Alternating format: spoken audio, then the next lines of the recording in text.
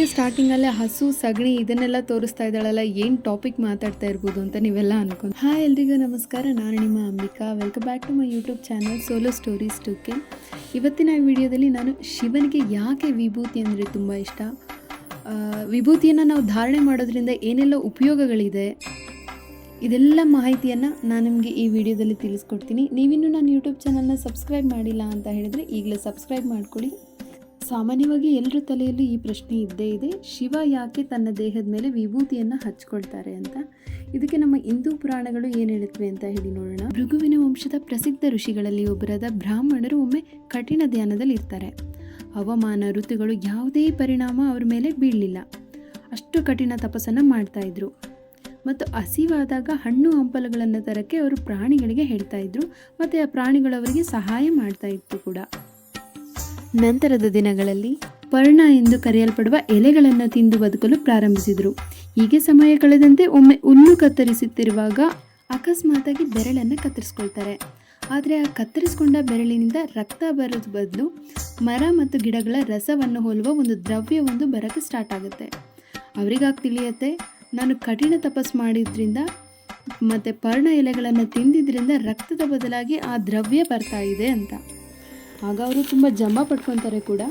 ಇದನ್ನೆಲ್ಲ ನೋಡ್ತಾ ಇದ್ದ ಶಿವ ಅವ್ರ ಹತ್ರ ಒಬ್ಬ ವೃದ್ಧನ ರೂಪದಲ್ಲಿ ಅವ್ರು ಬಂದು ಕೇಳ್ತಾರೆ, ಯಾಕಪ್ಪ ಇಷ್ಟೊಂದು ಖುಷಿಯಾಗಿದೆಯಾ, ಏನು ವಿಷಯ ಅಂತ ಹೇಳಿ ಆ ಬ್ರಾಹ್ಮಣನಿಗೆ ಶಿವ ಕೇಳ್ತಾರೆ. ಆಗ ಹೇಳ್ತಾನೆ, ನಾನು ಕಠಿಣ ತಪಸ್ಸು ಮಾಡಿದ್ರಿಂದ ಈ ಥರ ಒಂದು ಎಲೆಯನ್ನು ತಿಂದಿರೋದ್ರಿಂದ ನನಗೆ ರಕ್ತನೇ ಬರ್ತಾ ಇಲ್ಲ, ದ್ರವ್ಯದ ರೂಪದಲ್ಲಿ ಗಿಡ ಮತ್ತು ಮರಗಳ ಒಂದು ರಸ ಬರ್ತಾ ಇದೆ ಅಂತ ಅವರು ಹೇಳ್ತಾರೆ. ಆಗ ಶಿವ ಹೇಳ್ತಾನೆ, ಗಿಡ ಮತ್ತು ಮರಗಳನ್ನು ಸುಡೋದ್ರಿಂದ ಬೂದಿ ಕೂಡ ಬರುತ್ತೆ ಅಂತ. ಆಗ ಬ್ರಾಹ್ಮಣನಿಗೆ ಅರಿವಾಗುತ್ತೆ, ಈತ ಸಾಮಾನ್ಯ ವ್ಯಕ್ತಿ ಅಲ್ಲ, ಇವನೇ ಪರಮಾತ್ಮ ಶಿವ ಅಂತ ಹೇಳ್ಕೊಂಡು ಅವರಿಗೆ ಜ್ಞಾನೋದಯ ಆಗುತ್ತೆ. ಆಗ ತನ್ನ ವೃದ್ಧನ ರೂಪವನ್ನು, ನಿಜವಾದ ರೂಪವನ್ನು ತೋರಿಸ್ತಾರೆ. ಬ್ರಾಹ್ಮಣ ತನ್ನ ತಪ್ಪನ್ನು ಕ್ಷಮೆ ಕೇಳ್ತಾರೆ. ಹೀಗೆ ತನ್ನ ಭಕ್ತರು ಅಹಂಕಾರವನ್ನು ಬಿಡಬೇಕು ಎಂದು ಸೂಚಿಸುವುದಕ್ಕಾಗಿ ಶಿವ ಬೂದಿಯನ್ನು ಧರಿಸಿದ್ದಾರೆ ಅಂತ ಹೇಳಲಾಗುತ್ತೆ. ಮತ್ತು ಇನ್ನೊಂದು ಕಡೆ ಅಂದರೆ ಶಿವಪುರಾಣದ ಆದಿಶಕ್ತಿಯ ಅವತಾರವಾದ ಶಿವನ ಪತ್ನಿ ತನ್ನನ್ನು ತಾನು ಬಲಿ ತೆಗೆದುಕೊಂಡು ಕಥೆಯನ್ನು ಹೇಳ್ತದೆ. ಇದನ್ನು ತಿಳಿದ ಶಿವನು ಭಾವನೆಗಳಿಂದ ತುಂಬಿ ಹೋಯಿತು.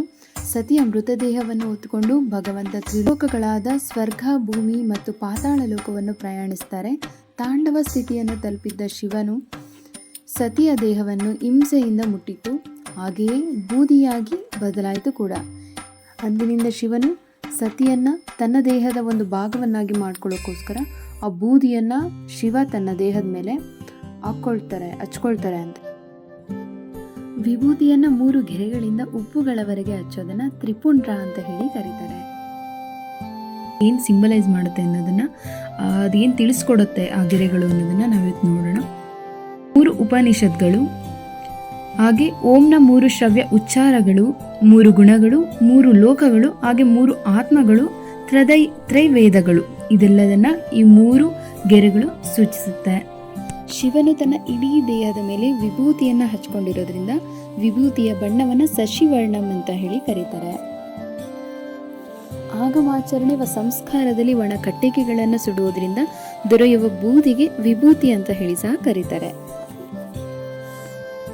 ವಿಭೂತಿಗೆ ಬೇರೆ ಬೇರೆ ಭಾಷೆಗಳಲ್ಲಿ ಬೇರೆ ಬೇರೆ ರೀತಿಯ ಹೆಸರುಗಳಿದ್ದು, ಸಂಸ್ಕೃತದಲ್ಲಿ ವಿಭೂತಿ ಮತ್ತು ಭಸ್ಮ, ಮಾತೃಭಾಷೆ ನಮ್ಮ ಕನ್ನಡದಲ್ಲಿ ಅಂಗಾರ, ಬೂದಿ, ತಮಿಳು ಭಾಷೆಯಲ್ಲಿ ತಿರುನೀರು ಅಂತ ಹೇಳಿ ಕರೀತಾರೆ. ಹಾಗೆ ವಿಭೂತಿಯಲ್ಲಿ ತುಂಬ ವಿಧಗಳು ಕೂಡ ಇದೆ. ಮೊದಲನೇದಾಗಿ ಗೋಮಯ ವಿಭೂತಿ. ಗೋಮಯ ವಿಭೂತಿ ಅಂದರೆ ಹಸುಗಳ ಸಗಣಿಯನ್ನು ಕುಳ್ಳು ತಟ್ಟಿ ಒಣಗಿಸಿ ಪ್ರತ್ಯೇಕವಾದ ಜಾಗದಲ್ಲಿ ಸುಡಲಾಗುತ್ತೆ. ಆ ಸುಟ್ಟ ನಂತರ ಬರುವ ಬೂದಿಯನ್ನು ಒಂದು ತೆಳುವಾದ ಹತ್ತಿ ಬಟ್ಟೆಯಲ್ಲಿ ಸೋಸಿ ಪುಡಿ ಅಥವಾ ಗಟ್ಟಿಗಳ ರೂಪದಲ್ಲಿ ಉಪಯೋಗಿಸ್ತಾರೆ. ವನಸ್ಪತಿ ವಿಭೂತಿ. ಈ ವನಸ್ಪತಿ ವಿಭೂತಿಯನ್ನು ಭತ್ತದ ತೌಡು, ಶ್ರೀಗಂಧ, ಹುನ್ನೆ, ಅಶ್ವತ್ಥ, ಬಿಲ್ವ, ಬನ್ನಿ, ಆಲ, ಉತ್ತರಾಣಿ ಇತ್ಯಾದಿ ಗಿಡ ಮರಗಳ ಸೊಪ್ಪುಗಳನ್ನು ಸಂಗ್ರಹಿಸಿ ಬಿಸಿಲಿನಲ್ಲಿ ಒಣಗಿಸಿ ಸುಟ್ಟ ನಂತರ ಬಂದ ಬೂದಿಯನ್ನು ವನಸ್ಪತಿ ವಿಭೂತಿ ಅಂತ ಕರೀತಾರೆ. ವಿಭೂತಿಯನ್ನು ತಯಾರಿಸುವ ವಿಧಾನಗಳನ್ನು ನಾವೀಗ ನೋಡೋಣ. ಒಂದು ಕಲ್ಪಭಸ್ಮ ವಿಧಾನ, ಅನುಕಲ್ಪ ಭಸ್ಮ ವಿಧಾನ, ಉಪಕಲ್ಪ ಭಸ್ಮ ವಿಧಾನ ಮತ್ತು ಅಕಲ್ಪ ಭಸ್ಮ ವಿಧಾನ. ವಿಭೂತಿಯನ್ನು ದೇವರ ಆರಾಧನೆ ಮಾತ್ರವಲ್ಲದೆ ಬೇರೆ ಉಪಯೋಗಗಳು ಕೂಡ ಇದೆ. ಯಾವುದ್ಯಾವುದು ಅನ್ನೋದನ್ನು ನೋಡೋಣ. ವಿಭೂತಿಯನ್ನು ಹಣೆಗೆ ಹಚ್ಚೋದ್ರಿಂದ ತಲೆನೋವು ಕಮ್ಮಿ ಆಗುತ್ತೆ. ಮತ್ತು ವಿಭೂತಿಯ ಕೆಮ್ಮು, ಶೀತ, ನೆಗಡಿಯನ್ನು ನಿಯಂತ್ರಣ ಮಾಡುತ್ತೆ. ಸ್ವರ್ಣ ಭಸ್ಮವನ್ನು ಚಿನ್ನದಿಂದ, ಶಂಖ ಭಸ್ಮವನ್ನು ಶಂಖದಿಂದ, ಮಂಡೂರು ಭಸ್ಮವನ್ನು ಕಬ್ಬಿಣ ಆಕ್ಸೈಡ್ನಿಂದ ತಯಾರಿಸಿದ್ದು ಆಯುರ್ವೇದ ಚಿಕಿತ್ಸೆಯಲ್ಲಿ ಇದನ್ನು ಬಳಸಲಾಗತ್ತೆ. ಬೆಳ್ಳಿಯ ವಿಗ್ರಹಗಳನ್ನು ತೊಳೆಯೋದಕ್ಕೆ ಉಪಯೋಗಿಸ್ತಾರೆ. ಹಾಗೆ ಕಾಳುಗಳ ಸಂರಕ್ಷಣೆಗೋಸ್ಕರ ಇದನ್ನು ಯೂಸ್ ಮಾಡ್ತಾರೆ. ವಿಭೂತಿ ಧಾರಣೆಯಿಂದ ದೈಹಿಕ ಉಷ್ಣತೆಯು ಕೂಡ ಜಾಸ್ತಿ ಆಗುತ್ತೆ. ಹಾಗೆಯೇ ಶವ ಸಂಸ್ಕಾರದಲ್ಲಿ ಕೂಡ ವಿಭೂತಿಯನ್ನು ಉಪಯೋಗಿಸಲಾಗುತ್ತೆ. ಹಾಗೆಯೇ ವಿಭೂತಿ ತಯಾರಿಸುವ ಸ್ಥಳಗಳೆಂದರೆ ಚಾಮರಾಜನಗರದ ಯಳಂದೂರು, ಬಾಗಲಕೋಟೆಯ ಬಾದಾಮಿ ಮತ್ತು ವಿಜಾಪುರದಲ್ಲಿ. ನನಗೆ ತಿಳಿದಿರುವಷ್ಟು ಮಾಹಿತಿಯನ್ನು ನಾನು ಈ ವಿಡಿಯೋದಲ್ಲಿ ತಿಳಿಸ್ಕೊಟ್ಟಿದ್ದೀನಿ. ನಿಮಗೇನಾದರೂ ಡೌಟ್ಸ್ ಇದ್ದರೆ ಅಥವಾ ಏನಾದರೂ ತಪ್ಪು ಅನಿಸಿದರೆ ಅದನ್ನು ಕಮೆಂಟ್ ಮೂಲಕ ತಿಳಿಸಿ. ನನ್ನ ತಪ್ಪೇನಾದರೂ ಇದ್ದರೆ ನಾನು ನೆಕ್ಸ್ಟ್ ವಿಡಿಯೋದಲ್ಲಿ ಅದನ್ನು ಕರೆಕ್ಷನ್ ಮಾಡ್ಕೊಳ್ತೀನಿ. ಮತ್ತು ಮುಂದಿನ ವಿಡಿಯೋದಲ್ಲಿ ಸಿಗೋಣ. ಎಲ್ರಿಗೂ ನಮಸ್ಕಾರ.